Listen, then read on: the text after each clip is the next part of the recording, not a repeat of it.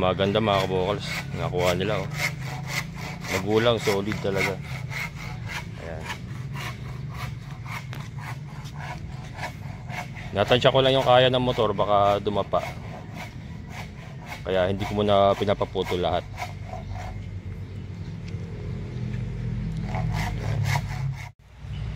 Si Adonis. Ayan mga kabokals, si Adonis. May ubo na, yosi pa na yosi. Ito yung patanggal ng ubo.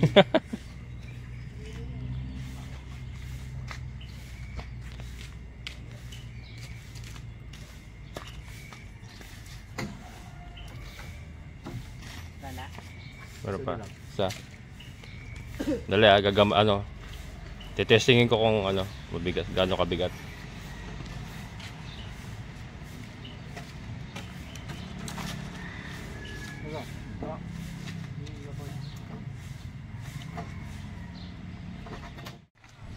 Ayan mga kabokals.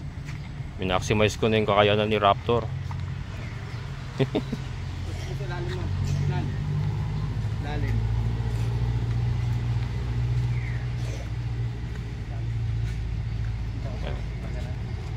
Dahan-dahan na lang kami.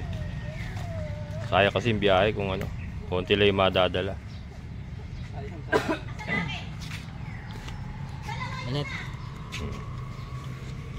Ito, may natira pa 1, 2, 3, 4 1, 2, 3, 4 5, 6, 7, 8, 9, 10, 11 11 pa mga kabokals. 11 pirasong buo.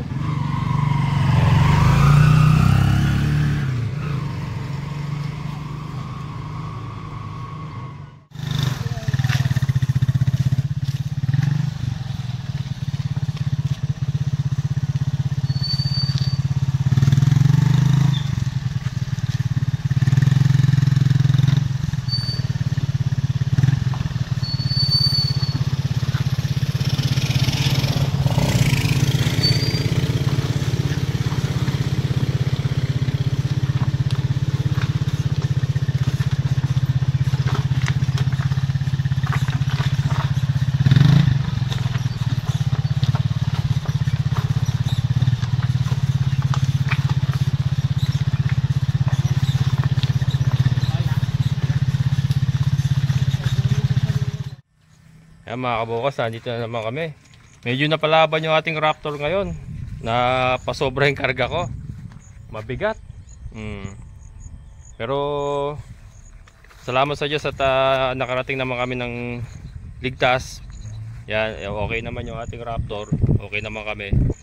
Pero yan, kasi sinulit ko yung mga madadala ko mga kabukas, kasi halos yan na lang ang gagawin nila eh. Halos poste na lang pong gagawin nila ngayon eh.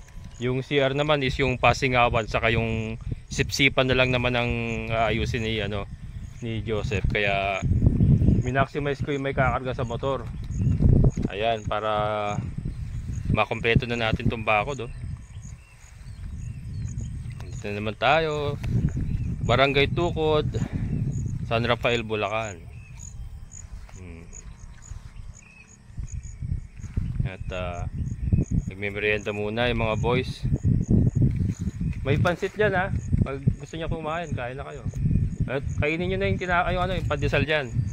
Yan, nagbabaho kasi kami. Bumibili na ako ng pansit saka pandesal. Pang pang almusal nila bago mag-start. And then may mga bawon silang kanin saka ulam. Ako ganun din, may bawon din akong kanin saka ulam. Ayan.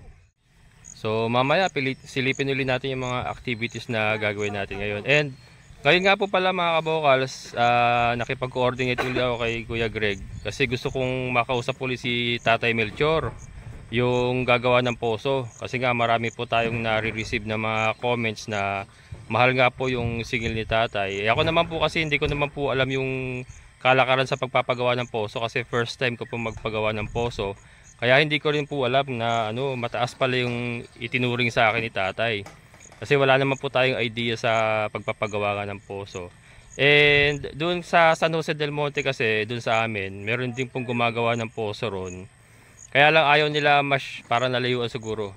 Pero idinahilan lang na hindi daw kaya kasi pababa yung area, hindi raw makakapasok. Pero alam ko kasi nakakarating sila kung saan saan, kaya lang tinanggihan nila to. tinanggihan nila, siguro nalayuan. Saka isa na rin siguro yung nakita nila yung pababa. Baka mahirapan pong ibaba yung mga equipment nila. Tinanong ko kung okay naman o kung okay ba yung ganung presyuhan sa akin na 25k all in. Sabi naman nila okay naman daw. Kaya lang syempre mga ano rin yun, mga magpoposo rin yun. Kaya lang kasi yung mga nagko-comments nga, marami pong nagsasabi nga na overpriced po yung ibinibigay na presyo. Kaya yan. Subukan natin tumawad. Ayan. May nirekomenda rin po si Sir Randy. Shoutout kay Sir Randy from Pampanga. Kasi nagpagawa siya ng poso. Kaya lang taga Pampanga yung gumagawa. Tinext ko, na-try kong makontak, kaya lang hindi naman sumasagot din. Kaya ang tinatanong ko is kung makagagawa ba sila sa Bulacan dito nga sa San Rafael. Kaya lang hindi rin nagre-reply. Kaya yun po yung isang challenge. Kaya halos gusto ko na talaga kay tatay magpagawa na lang kasi taga rito si tatay. And yun nga, ready po yung equipment niya. May tinatapos lang silang ginagawa na and then pwede na siyang dito mag-ayos by next week. Kaya lang kausapin muna natin yung presyo. Baka sakali makatawad pa tayo. Tingnan natin. Kaya mamaya sana pumunta. Kasi sinabihan ko si Kuya Greg, sabi niya, sige daw kausapin ko daw ulit. Kaya so mamaya mga kabokals, tignan natin kung makatatawad pa tayo. Kaya mga kabokals, nag-start na sila magkukay ulit.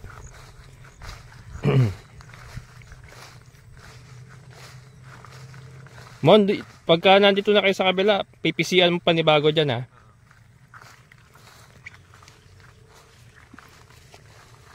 Pataba ba yung nakuha mo?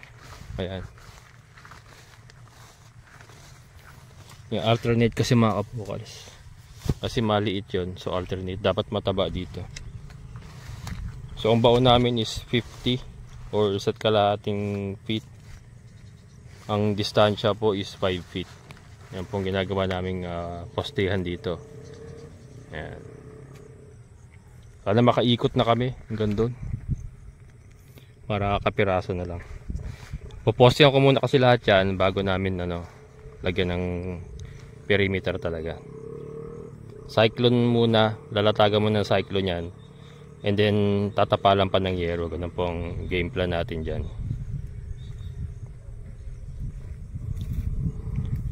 Dan, kuha ka naman maliliit.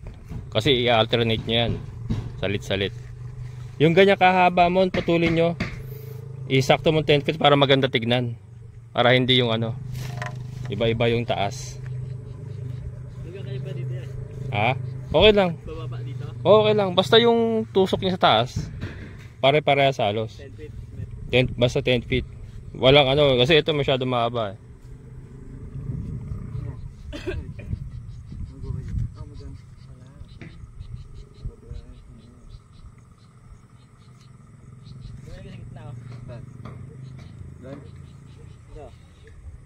Doon natin naman. Ano yun? Kawayan. Kaya na, halikod kay Erwin Nan. Ito.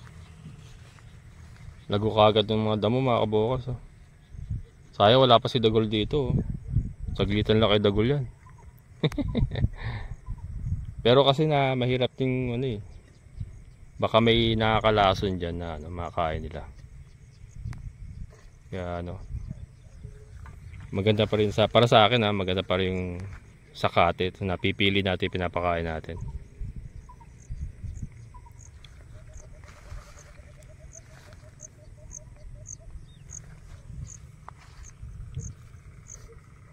Sabagay yun na bang size nito?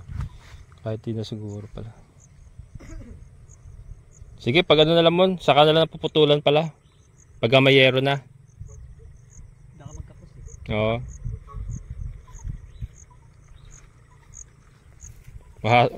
Matalim na lagari lang makatapat yan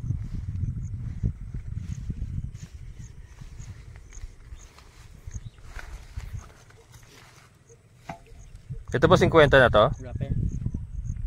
Nagtubig nga umulan kasi. Malambot yan.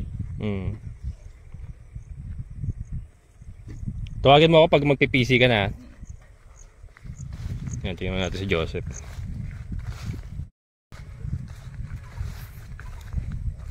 Si Joseph ay nagkakabit ng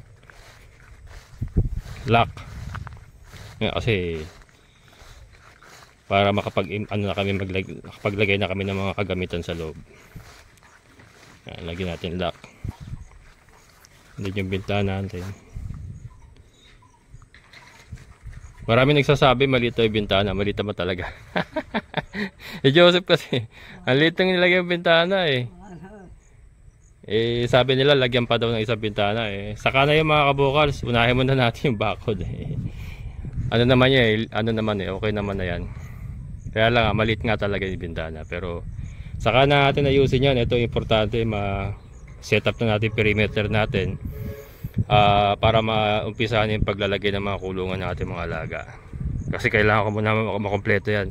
Plano kong sarahan muna yan eh, ng cyclone wire.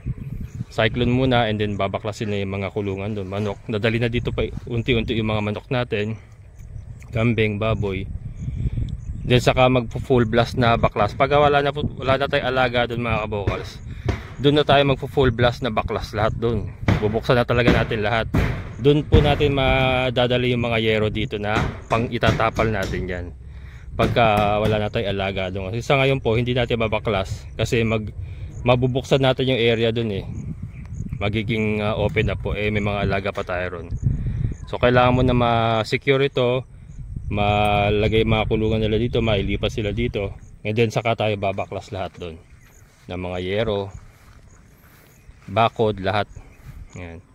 So mangyari nito, bibili ako ng additional na cyclone. Meron sila doon nakuha doon sa gitnaan, kaya lang siguro hanggang dyan lang yun kay Emon. Yan.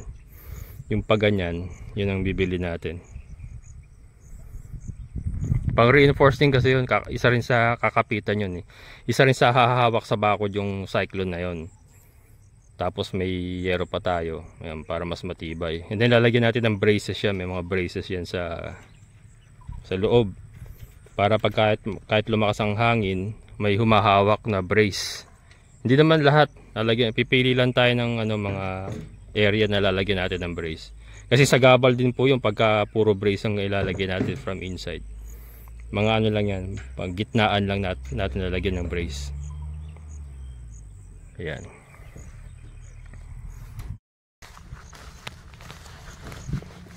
Kaya mga kabukas, PPC na kami panibago, tapos sasalo sa side na to. Ayan. Ito yung muhon nating isa. Dala ba sa ukwan ka? Ha? Hindi, ganun pa rin. Gigitnaan po rin mo. Gitna pa rin? Oo. Palaging ganun. Basta, sa labas yun eh. Sa labas na okay lang yun. Ganun din? Kanto kasi yun eh. Hindi, kanto kasi yun eh. Wala tayong magagawa doon kasi kanto yun. Pero ito, gigitnaan mo to. Gitna rito? Gigitnaan mo yan. Tapos yung poste sa loob pa rin? Oo, loob pa rin. Kung ano yung ginawa mo doon, paras lang. Kasi yung ano.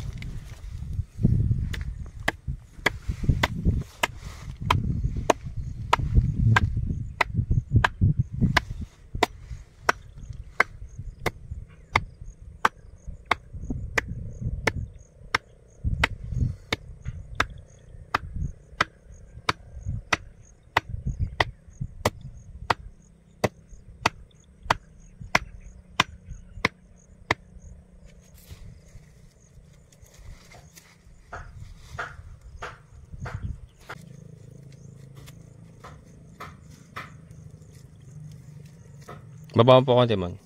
Yung tali, ibaba mo siya. Hindi, dito. Baba mo siya dito.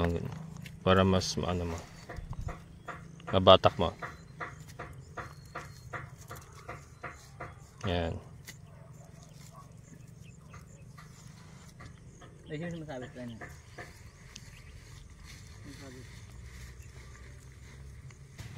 Ito.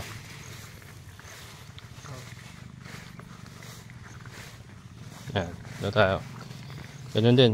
Diskarte mo. Gitna pa rin.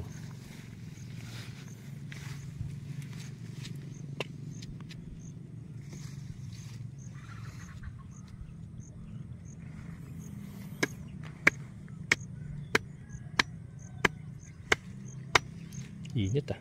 Init talaga.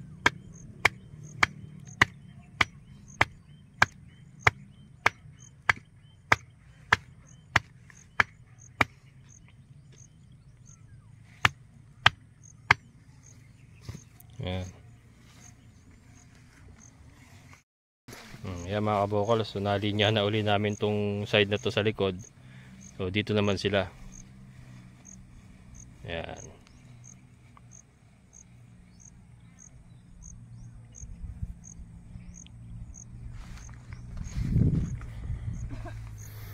Yan, pag ano na tayo mamaya.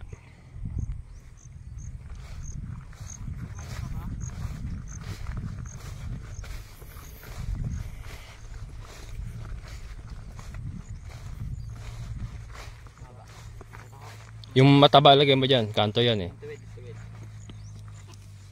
Yan, solid.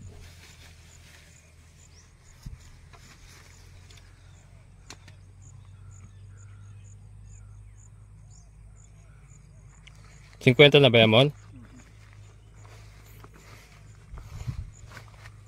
Ano mo, idikit mo sa Mon pa.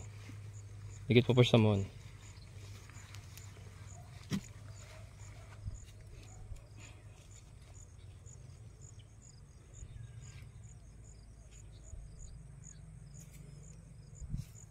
Lagyan mo ng lupa yung gilid. Yara. Matatastas mo ba yung lupa na yun sa Mon? Para dikit na dikit siya. Kakainin tayo kakain na sa muhon. Hindi, kakalang naman yung muhon dyan eh. Kaya ba? Kakalang yung muhon sa poste mo eh.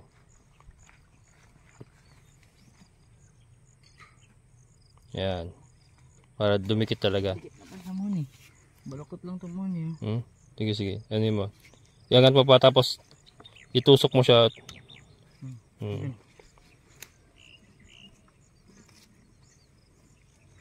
Tapos saka nyo ituwid.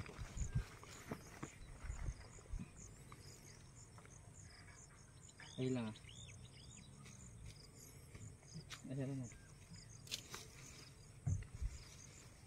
Ano talaga yan? Pipihit ng konti kasi ano eh. Dumi siya. O basta importante yung pagkakatayo niya tuwid. Yung pagkakatayo niya.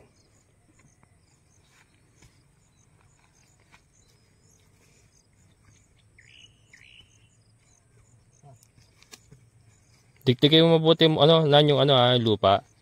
At tapakan mo mabuti pala. Dito. Titibay naman yung mga kabokals once na may kabit na natin yung mga yero. Tawaganan.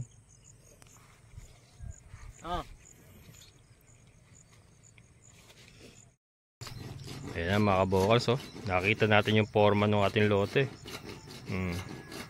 Ayun na, pa-L na. Andun na si Emon sa may kabilang muhon dun. And then yung ating CR ay tapos na. And Ate Ninfa, sorry, nakakalimutan ko na yung panali. Bukas ka ilalagay ko na sa sa sako. Ilalagay ko na sa motor. Ang good news naman yan ay nakita ko na yung muhon nyo. Andito pala yung muhon nyo. Ayan o. Ayan. Ayan, Ate Ninfa, ayan po yung muhon nyo. Nakita ko na. Nandito sa Talayban.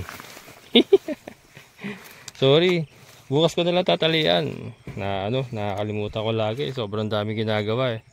Pero ayan po, nakita ko na yung muhon nyo. Yan, bukas tatalian na talaga natin. Ko na. Tatabi ko na mamaya yung panali nyo.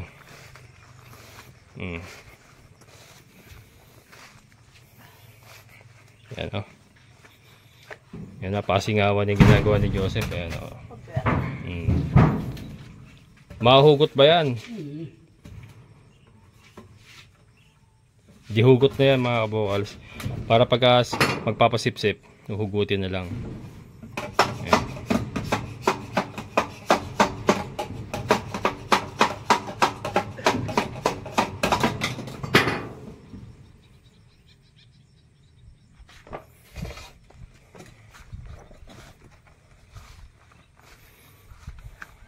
Tatlong na lang, tatlong poste na lang.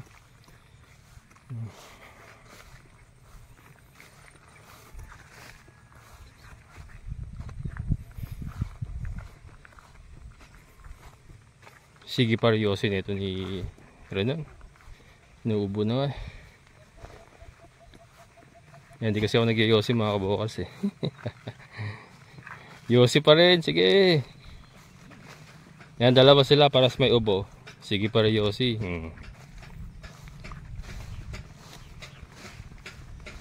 Yan. Yan yung ating kanto. To, 50 to ha. Hindi, wala pa yan. Wala pa. Ang lang. Yan, ang ganda tignan mga kabokals oh. Ayun na oh. Nakakita natin yung hugis talaga. Yun ang ano. Pero pinapakurap na yan. Oh, pagka nayeruhan pa natin yan. Yung natawag na so good. So clean, so good. Ano yan ah? Hotel yun ah.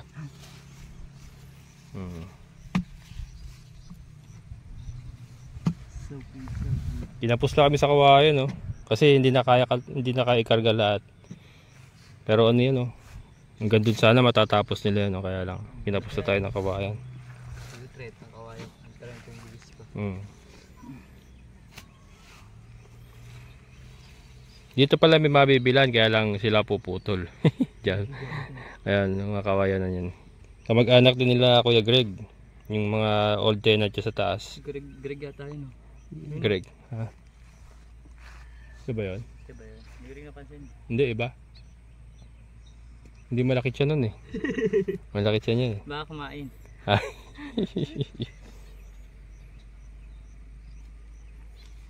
Yan.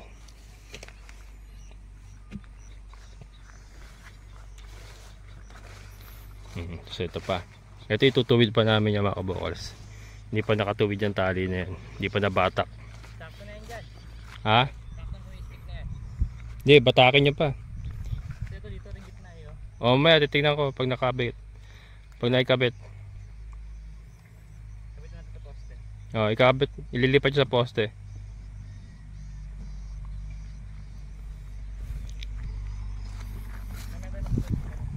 Ito. Ayo, nasa gitna nga. Nasa gitna nga ito. Hindi na okay na to, hindi na kailangan galawin. Oh, nasa gitna nga ito. Okay, diyan na lang ililipat mo sa poste yan diyan.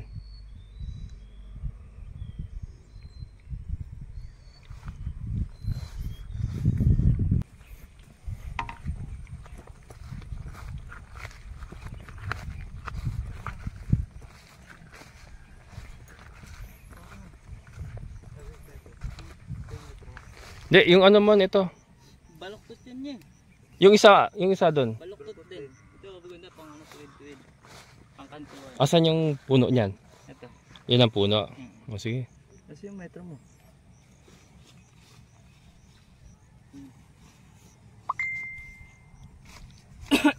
Ano naman tayo, malaki rin dyan. Nahirapan tayo magalan yung ting-ting.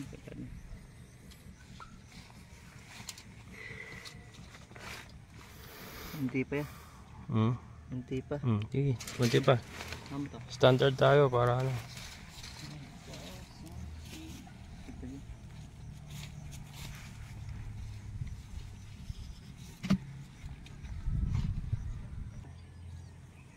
Yeah. Sa gitna ka pala, no?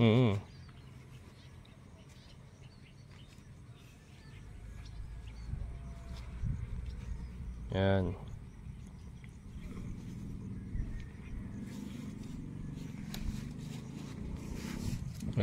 Ito pala kahit di na okay na pala to. Ayan. Sige, ano eh? Sukatin mo eh. Metro. 5 feet. Ito ba nasukat ito 5 feet? Ito mga pagitan nito?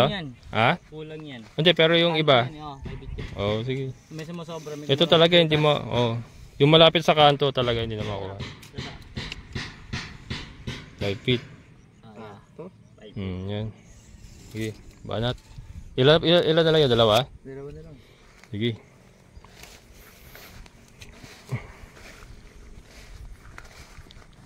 Yan mga kabokals. Kailangan talagang ano eh, tutukan natin para masunod yung standard. Kasi kailangan hindi tayo po pwedeng bumaba sa baon. Kasi nga ano, walang bato.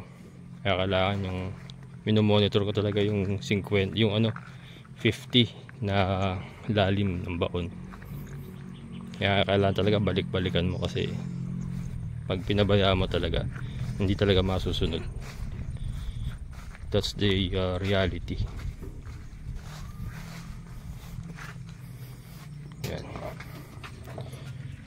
Yun.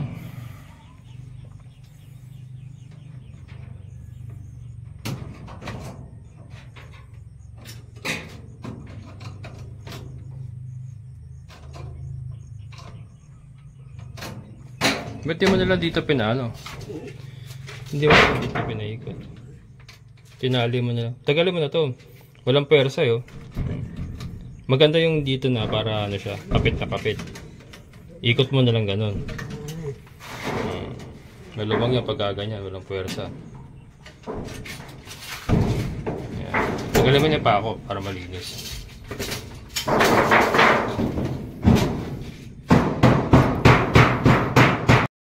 Ayan mga kabokals. Okay lang. Okay lang. Ayan tatay. Si tatay Melchor mga kabokals.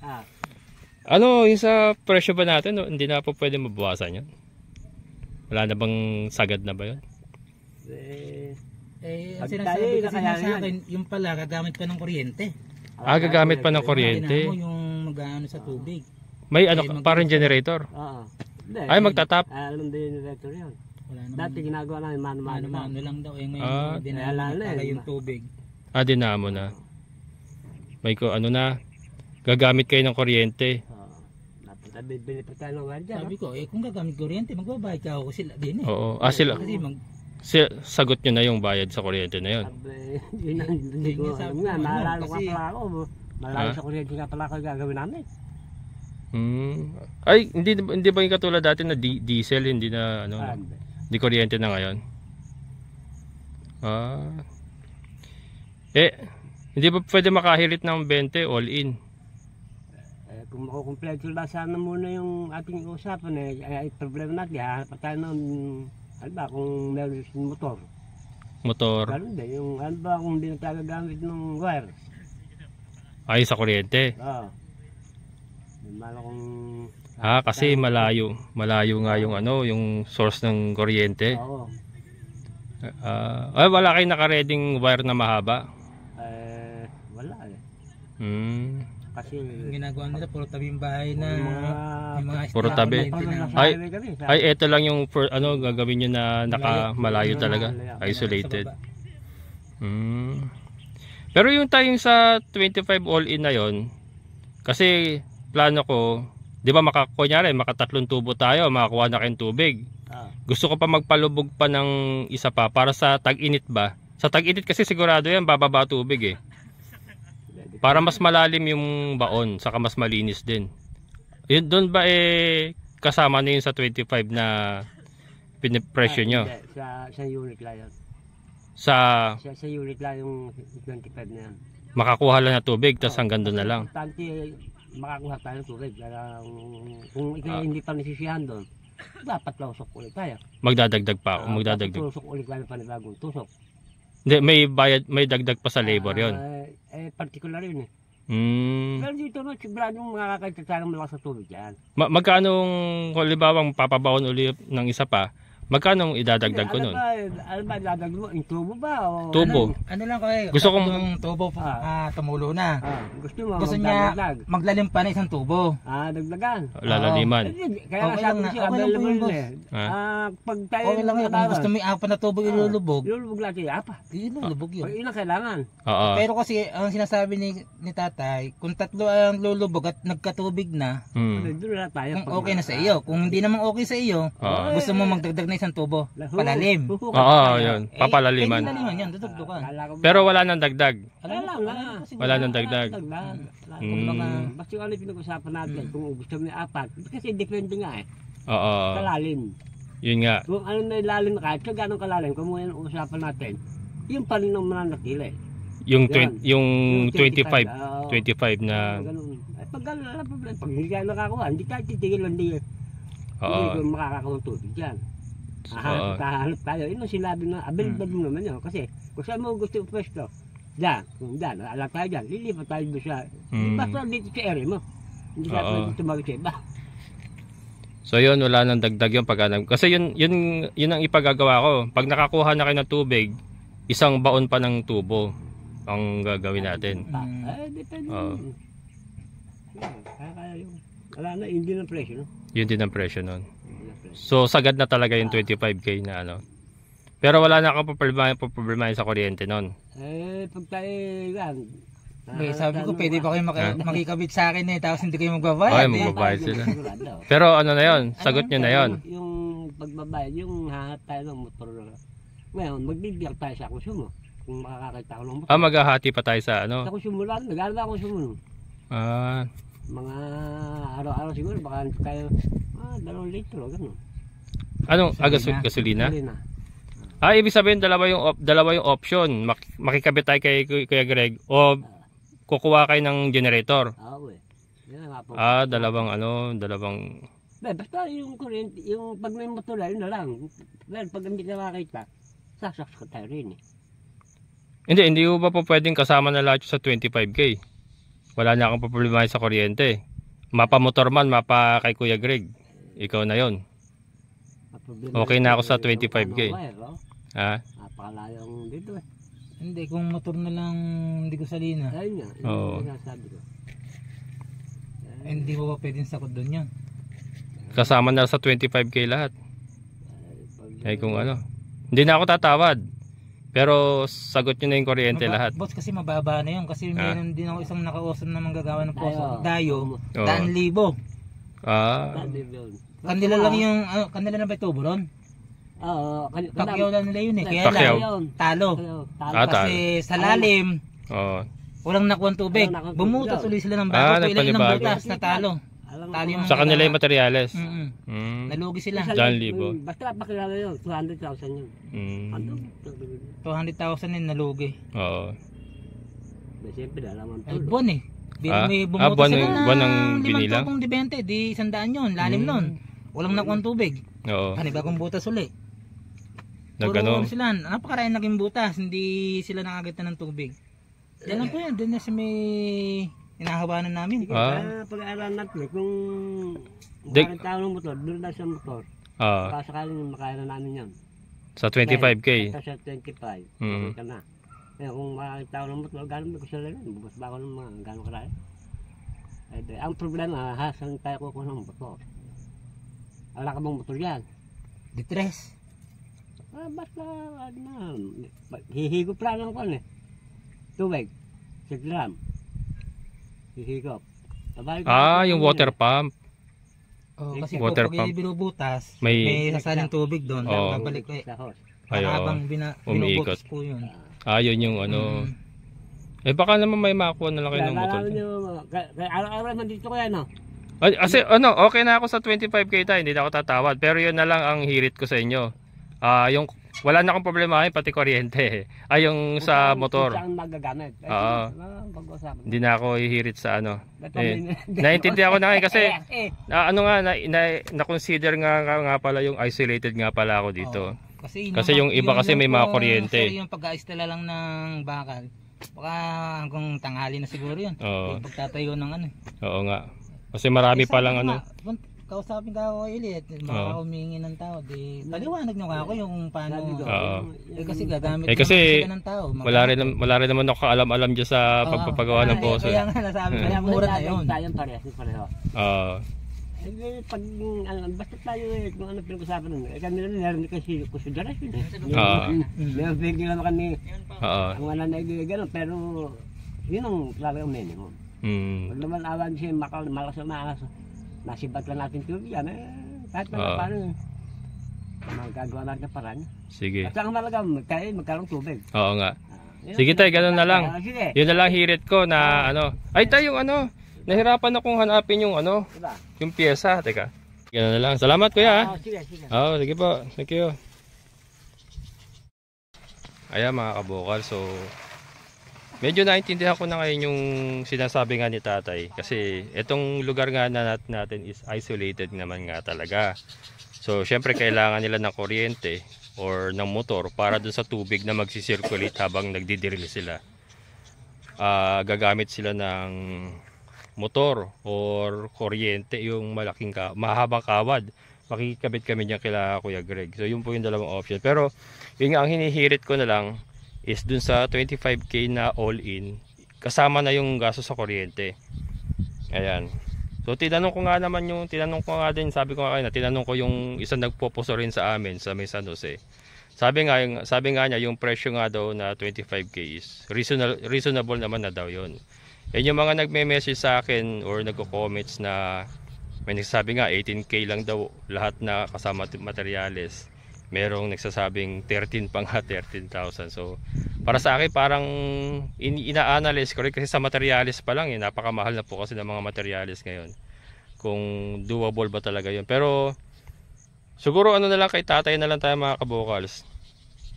And then doon na lang sa materyales maghahanap na lang tayo ng pinakamurang mabibili na brand new na lang siguro. May mga nagsasuggest na plastic daw, kaya lang sabi nga ni tatay baka daw maputol, lalo na pagka malalim maputol. Totoo nga naman, may tendency pong maputol. So doon na lang tayo sa bakal para at least matibay, di ba? Ayan. So abangan nyo mga kabukals, titignan pa ni tatay kung makakakuha siya ng motor na lang para hindi na makikabit ng kuryente. Yung motor ba, yung water pump para mag-circulate ng tubig. So i-update ko na lang kayo siguro by next week kung matutuloy po yung ating pagpapaposo. Ayan. Ayan yung dalawa ay tapos na kayo? Tapos na. Ayan, tapos na sila. Si ano na lang? Joseph na lang.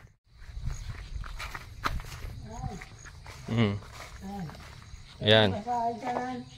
Ha? Sabay ko si ano? Renan? Yan. Sabi ko mga kabukas. Pinakapitan ko ulit ng semento. Okay. Yung metro ko. Bago yung metro ni Joseph Siyempre, bago sisirain mo. Nasira ni Emon yung metro ni Joseph.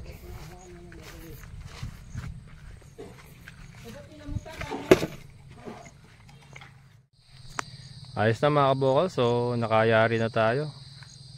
Ayan. Wala, kinapos ng kawayan. Kaya ayan lang muna yung nagawa nila. Ano na lang. Less na lang sa araw. Pero ito na.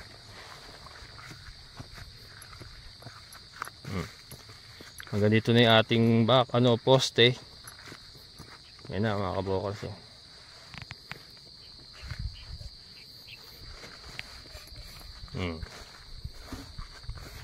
Sakto, parang uulan din, no? Makaalis na muna kami bago bumagsak yung ulan. Yan, no? Ayos.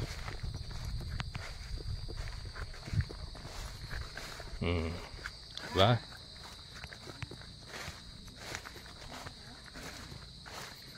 Mas titibay yan pagka meron ng may cyclone na sa kayero. And ayun, si Joseph na lang yung nag-aano na siya, nagsisemento na lang siya. Then okay na.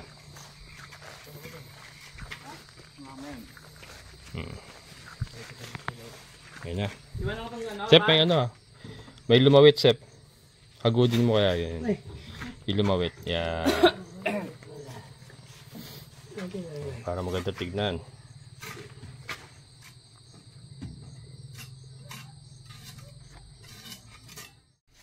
Ayun na mga kabukals. Kailangan ko pong buwas.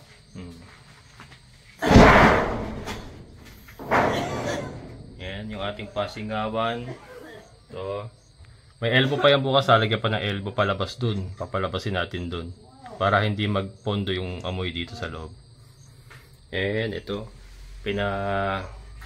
lagyan ko pa uli yung gilid ng toilet bowl. Yan.